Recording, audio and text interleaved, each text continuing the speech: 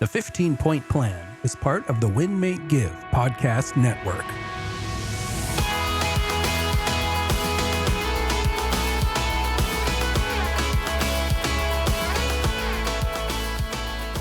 Welcome to another episode of the 15-Point Plan. My name is Ryan Park Greigg, and as always, I'm here with my wonderful co-host, Jacqueline Ray Smith. Over these last 6 weeks, we have been recapping one of our favorite books, Brendon Burchard's High Performance Habits. We've dove deep into each one of the 6 high performance habits. So if you haven't listened to those past episodes, go to winmakegive.com, check out the recap on each one of those. If you haven't read the book, go grab that book as well. Brendon Burchard, one of our favorite coaches, one of our favorite authors. So we highly recommend this book, clearly because we're going deep into this now.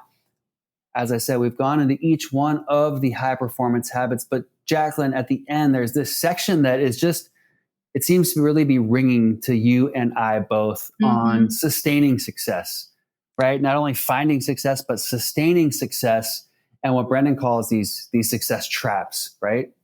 Yeah. I mean, success in itself can cause its own problems, right? Like it can cause, and that's what this is about, these 3 traps. And so like the first one is superiority.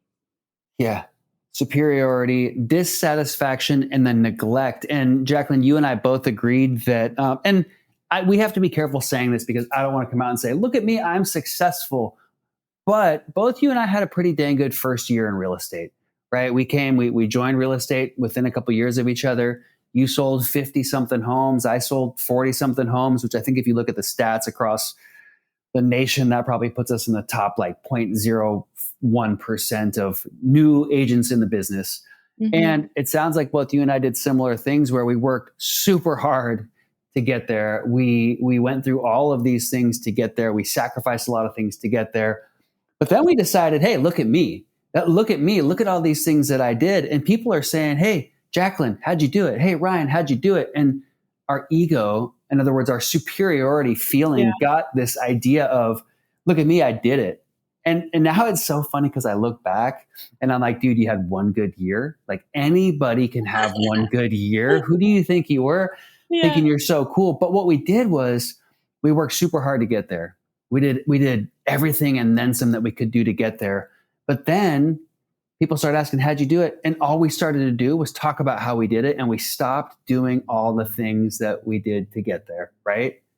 Yeah. And I mean, don't let me go on a big rant about this because I'm kind of like, I had this epiphany about myself I was sharing with Ryan earlier this year. And, that was just where I had to look in the mirror and I had this epiphany and like, I started doing uncomfortable things again, like really uncomfortable things. And, cause the things that were uncomfortable before, we conquered that, we climbed that mountain, like we got to the top. Right. And yeah, I see it so much in leaders right now in the real estate space, especially where it's just like, that's what we're doing. We're talking, even agents, right? That had great years in 2020, 2021. And this isn't a podcast about real estate, but I'm sure this is similar in other fields as well, where it's like, yeah, you did do that. There's no denying that that's amazing. But now, like, what are you doing now besides talking about it? It's like those dads that are still talking about like their high school football game. You read my mind, Jacqueline. This is going to kind of date us a little bit, but did you ever watch that show, Married with Children? Yeah. With Al Bundy? Yes. And do you remember Al Bundy? And he was, I don't know, maybe 40 when that show came out. And his whole claim to fame was like, Polk High, 4 touchdowns. Like, and everyone's like, dude, that was high school. That was 30 years ago. No. And what I think now is like, Goggins would be like, nobody cares, work harder. Like, so yeah. What did we do 10 years ago that we're still holding on to that is causing us to now look at somebody or think, oh, well, what are you doing? And this feeling of superiority, that's where we're going to fall into the success trap and it's going to prevent our growth. Yep, absolutely. So So stay humble, Yeah. right? And I would say, like, find ways, go back to the last episode and find ways that cause you to have to demonstrate courage, because Hmm. you actually might even still be doing some of those things like that you did your first year, but it's no longer requiring you to demonstrate courage to do them because you've already kind of conquered the fears you had around it. So now what's the next thing, right? So what you can't just rest on your laurels, so to speak, and sit the rest of your career in an ivory tower. Like, so what are you doing now that is keeping you learning, that is keeping you uncomfortable, that is keeping you humble? And I think those are great questions to ask ourselves. Okay, second trap though. Second trap, dissatisfaction, which this one too is just like rampant, in our society. Yeah. Yeah. And for me, like, it's always that fine line of staying humble and being grateful, but Hmm. also staying a little Right. bit dissatisfied and asking myself, great, I did that a couple years ago, but who do I want to become now? What more can I do? Are we leaving potential on the table? Yeah. And just because we did something a few years ago that was pretty dang cool, let's not give ourselves some credit for accomplishing something neat. Well, if we did that with the person that we were then, what could we do now with the person that we are now? Yeah. There's kind of this tension, I'd say, in that. And I think of the book, The Gap in the Game. And that's, one of my favorite books, because I think, especially people, we have a lot of people that are in business that listen to this podcast, right? And part of what makes you successful is that you do see the next thing. You do see the gaps, right? And in business, I mean, you're getting paid essentially to come up with solution, to solve problems, right? And I think sometimes what is our strength, can actually be a trap if we only focus on the gaps and we never actually stop and celebrate the wins, celebrate the progress that we're making.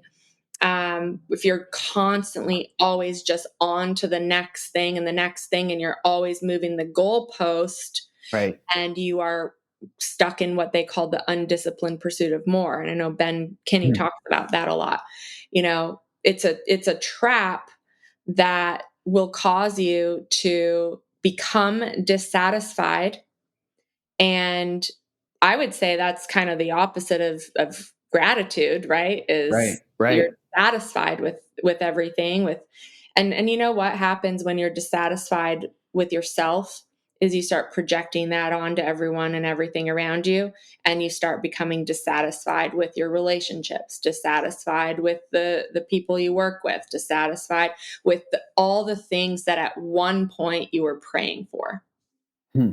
So true. That's so good. Yeah. At one point we were praying for, and then we got it, and now we're just like looking around like this superior, dissatisfied human. And what good is that Who doing wants to for be around that? Yeah. anybody? Nobody. And we are just pushing so many people away when we could be pulling people into our world.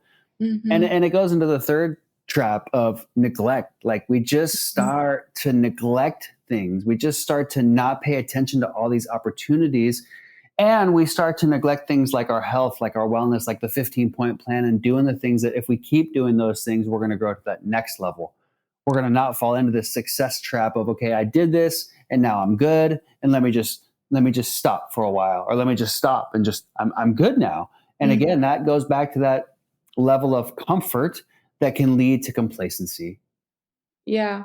I think this one, neglect, is why I love the 15-point plan, not just as a get out of a rut plan, but as a system for managing my energy and my overall health and wealth. Because, for me, it's not about getting perfect score every day. For me, it's about not becoming that person that builds their business and turns 50 and they're getting a divorce and they're super unhealthy and have all these health problems, and you built this incredible business, but you've totally let your life Yeah. go in the meantime. And Right. so with the 15-point plan, even if you don't get perfect scores every day, I mean, you go enough days not checking that hobby point, which is what happened to me several years back. I realized I'm never getting that freaking point, or hardly ever. I need to find something that is outside of my work because it's not healthy. Sure, we all have seasons. We have these sprints in life, right? Seasons of imbalance, but it's not healthy to go raise your kids up their entire life, not take care of your health, not take care of your marriage. The kids leave, and guess what? That's when we see so many divorce happens, because you haven't made time for your relationship. You haven't made time for your health. I met with someone the other day. She's like, I'm, reinventing myself. Like I've just poured everything into my kids and now they're gone, you know? Right. And it's like, it doesn't let you go too far neglecting any one area of your life, because it's so holistic. The 15-point plan, it covers, health, wealth, it covers your finances, spiritual, there's everything in there, from your goals to your movement to your journaling to your influence, hobbies. So I love it for that reason.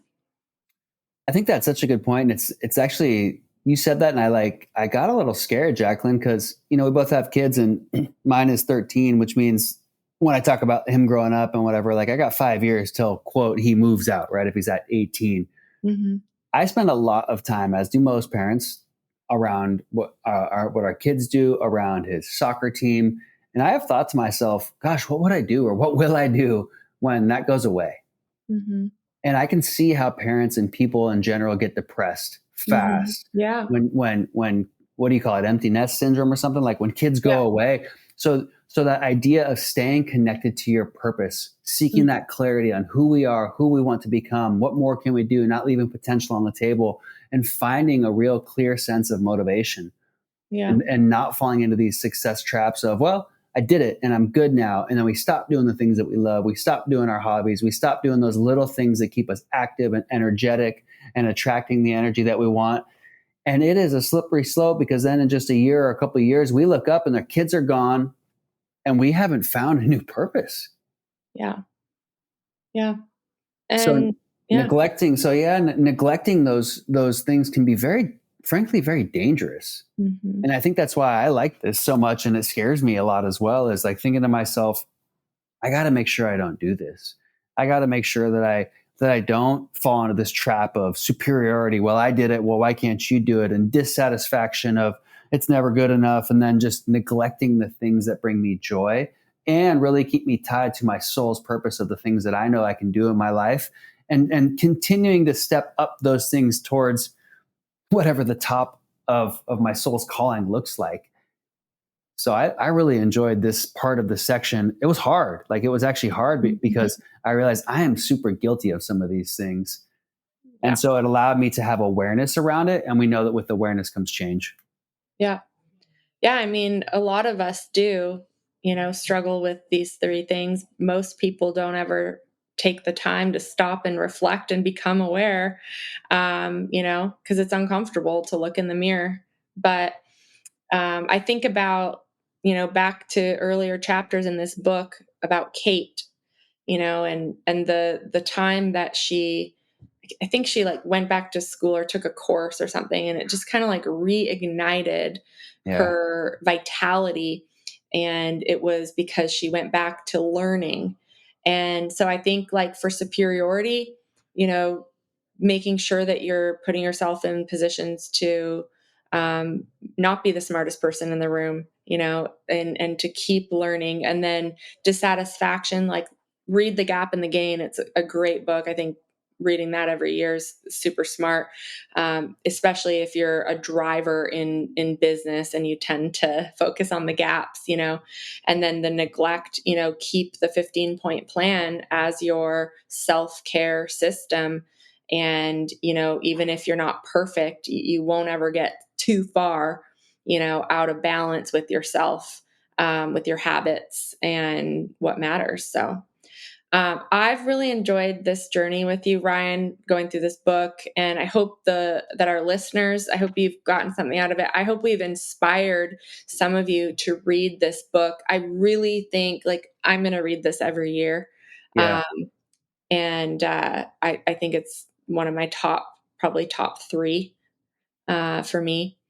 And I appreciate you going through this with me. Same, Jacqueline. I've really enjoyed doing this, and I know our listeners have as well. So Brendon Burchard is one of our favorite people to listen to look up to. He reminds us, and he talks about him going through all these stages of being nervous when he would speak on stage. And it makes me think, you know what? How cool is that somebody that I admire so much has gone through some of the very similar things that we have. And if he can do it, we can do it. And if we can do it, you can do it. So let's get out there. Let's be bold. Let's be courageous. Let's seek the clarity that will allow us to really become the people that we know we can be. So as always, we thank you for listening. Don't forget, you can check all of our previous episodes as well as all of our friends' podcasts at winmakegive.com. And you can find both Jacqueline and myself on social media, Jacqueline Ray Smith and Ryan Park Greigg. Until next time, everybody, take care. Bye, everyone.